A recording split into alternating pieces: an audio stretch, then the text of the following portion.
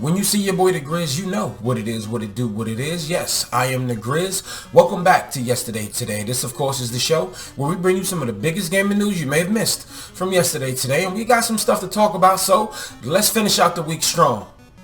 Alright, so let's start off today talking about an Xbox game. A good Xbox game and possibly a great Xbox game. And of course, I'm talking about Hi-Fi Rush. This small 6 to 7 hour game that came out just last week that was shadow dropped is now sitting at an 89 on Metacritic. And with the user reviews sitting at a 9.1 with 1,883 positive, 48 mixed, and 147 haters. I mean negative, but simply because if you go down in these reviews, people are just trolling and just review bombing. But the critics love it. There's about 35 critic reviews out there and everybody loves it. It's good to see Xbox at the top of the year trying to just let us know and forecast it the rest of the year. Like, yo, we got some more good stuff coming for you. So start off with this small game, a little labor of love project from Hideki. So yeah, I'm just happy to hear that it's good. 9.1 with the fans and an 89 with the critics. Not a bad start to the year there, Xbox. Kudos. So how many games as a service games has announced that they've been shutting down this year? I mean, we got Avengers. We are also getting Rumbleverse, and now to that list you can add Knockout City. On the blog post recently, they released a statement and it says, "Today we are announcing that Season 9 will be Knockout City's final season. Then on the morning of June 6, 2023, over 2 years after our initial launch, all servers around the world will be shut down and the game will no longer be playable. This was an extremely difficult decision for us, but a necessary and important one for our studio. Before that happens, there are a ton of new updates in store. We've got a jam-packed Season 9 full of all the amazing new content you've come to expect, an epic send-off both in and out of the game, and even a private server version on PC so Knockout City can live on forever." Listen, like I said before, I'm tired of seeing games as a service games go down. But we're hoping people can be redirected and moved over to other teams because this is extremely unfortunate. This is just, there's just proof out there, further proof that people like single player games. People don't have to play games all the time.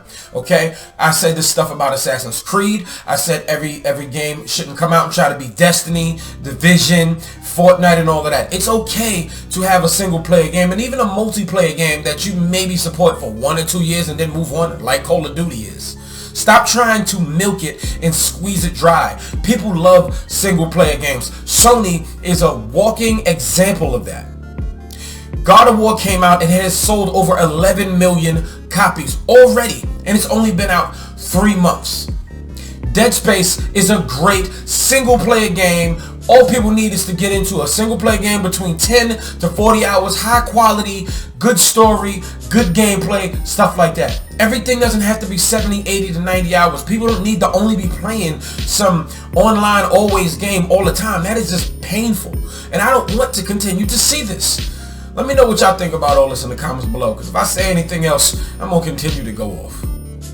So recently we got news that certain games would be delisted from the Xbox 360 marketplace, and then we also heard that it might be getting shut down in May, but then that quickly got shut down. So Gamatsu had posted out the reply because the Microsoft spokesperson spoke to them directly, and the tweet first of all says the Xbox 360 marketplace will not close in May 2023. A Microsoft spokesperson has confirmed to Gamatsu a listing stating it would close, which appears when searching for Xbox 360 marketplace on the Xbox support website, was posted in error. And here's the message from the Microsoft spokesperson. It says, "This message was posted in error and we can confirm the Xbox 360 marketplace will not close in May 2023. As a reminder, beginning on February 7, 2023, a limited set of games, add-ons, and in-game content will no longer be purchasable in select markets via the Xbox 360 store." So those certain games that will be getting delisted and not available, yeah, you might still want to get on that. But you don't have to worry about the marketplace being shut down. That's good because there's still some great games that's still stuck in that era.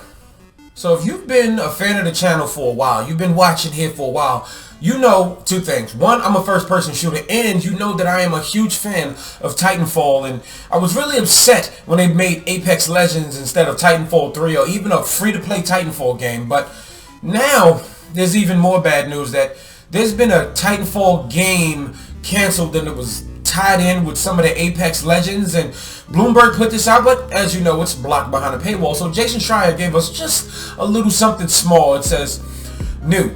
Yesterday, EA in response quietly canceled a single-player game in the Apex Titanfall universe. According to 3 people familiar, EA will try to find new positions for the 50 people who were on the team but will lay off with those who can't be replaced. But there's also a popular Apex Legends news Twitter. It's called Apex Legends News, or Alpha Intel, and man, they had some details on that game, and this just makes me even more upset. It says details of scrapped Apex Legends single player game that was in development, as per Jeff Grubb, who's also on a podcast. You'll hear more about him from the video because he spoke a lot in this specific video. But it also said there was it featured BT and other Titanfall characters. BT was the man in Titanfall 2. Rampart brought BT back to life.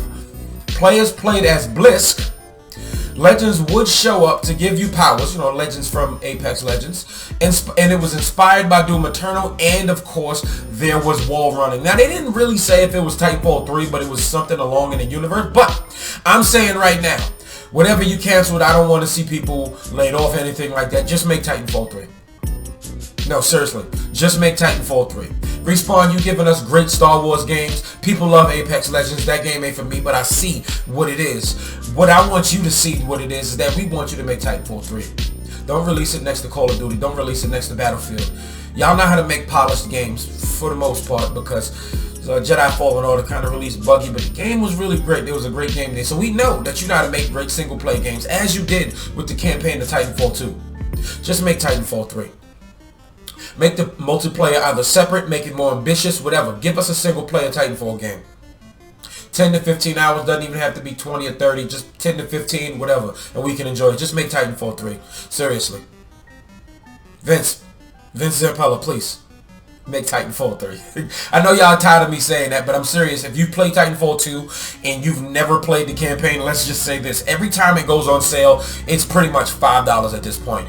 And the servers are up kind of, so there's still some multiplayer going on there, and I tend to jump in from time to time, but that single player was really, really fire, so I suggest that y'all jump into that, and once again, just make Titanfall 3. So what if I told you that there was going to be a Gear 6? You saw that coming? Are you saying that's Xbox's only successful franchise right now? I might not disagree with you, because Gears 4 and 5, they went hard, and, well, they played pretty good, and then Halo bombed. But now we have Hi-Fi Rush. And then I hope that we can say, yeah, now we have Redfall and Starfield. And yes, Gear 6. So like I said, Jeff Grubb, he was doing his thing and he was talking. He's an industry insider, and he has given out some information saying that the coalition has fully started working on Gear 6, and they canceled 2 smaller games because of the layoffs hit by Microsoft. So now they're fully working on Gear 6, and that is going to be done in Unreal Engine 5, and that absolutely makes sense. But so Video Games Chronicles gave us a nice little breakdown, and it says Grubb claimed that the coalition was at one point working on 2 now canceled projects, in addition to carrying out support work on Halo Infinite and working with Epic on the Matrix Awakens Unreal Engine 5 tech demo. And Jeff Grubb said they have canceled the smaller project as well as another project. So there have been 2 games canceled there. This was all reflected in the layoffs that happened at Microsoft, which did hit the coalition a little bit. The studio is now going to move on fully to Gear 6. I say now, it has likely moved on to Gear 6 in full over the course of the last year, but definitely that will be their next game.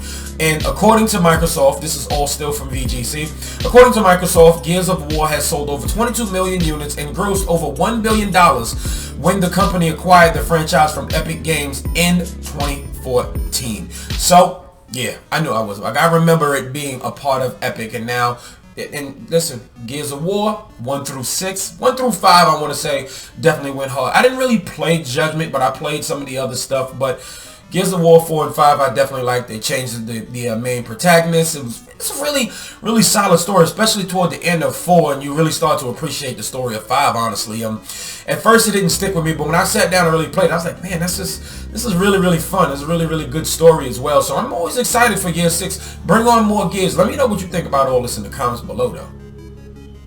So once again, Jeff Grubbs did his Games Mess episode, and he kept talking, and now he's talking about the Wolverine coming out for the PS5 and the fact that it might be coming out fall 2024, and they're trying to go for the hard M rating basically because this year we have Spider-Man. And so Jeff Grubbs said, it says, speaking on Games Mess, this is coming to you from the PlayStation Universe website. Speaking on Games Mess mornings on Giant Bomb, Grubb also briefly discussed what Marvel's Wolverine will look like, claiming it won't be fully open world, but rather have several open sections of a world to explore. He also suggested that Spider-Man and Wolverine will share the same universe, and that the clawed anti-hero may show up in the post-credits of Spider-Man 2. Listen, Sony, do your thing.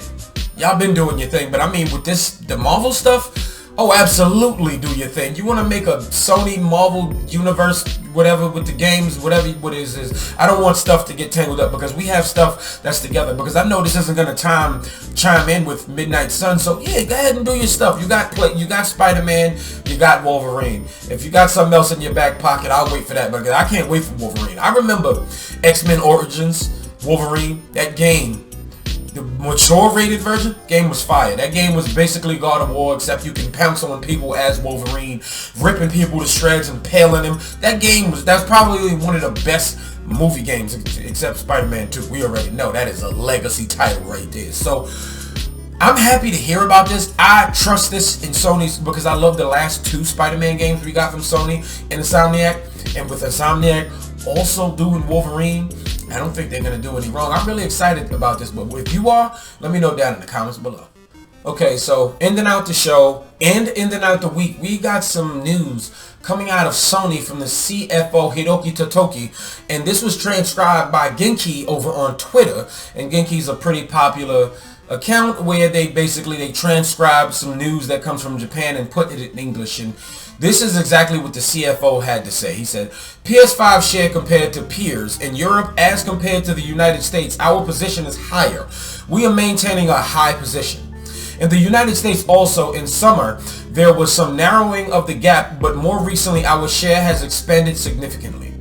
So there is not much impact of the macro economy. Having saving that, however, this is something dynamic, so we have to watch the situation carefully from the 4th quarter onwards. Now with Sony basically saying, yeah, we doing better with Xbox in Europe and the United States, especially in the United States. So yeah, I'm wondering if Xbox is going to use this when they go with this whole acquisition. Be like, yo, look, hey, they even said it themselves. They're doing better than us. We're trying to buy this so we can win, or we can properly compete, so people can't talk about us or put us down, even though they are, because people like to troll. But this is an interesting statement, not just because we knew they were going to be on top, because Sony has been killing it, especially from the PS4 era on to right now. They've been releasing games. They just released the DualSense Edge, and they are about to release PSVR 2, and in mere weeks, Sony's doing great right now. So I'm wondering if this is gonna help them or hurt them, if the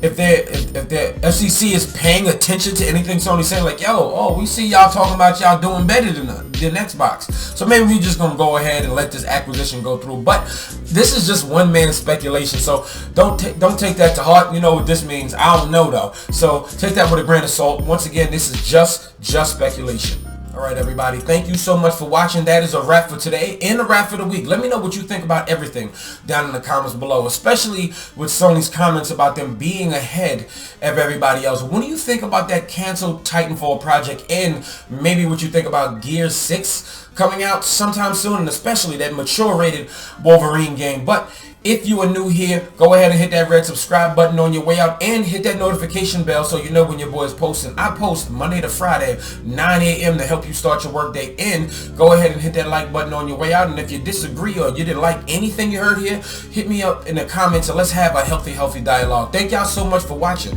and this video is finito.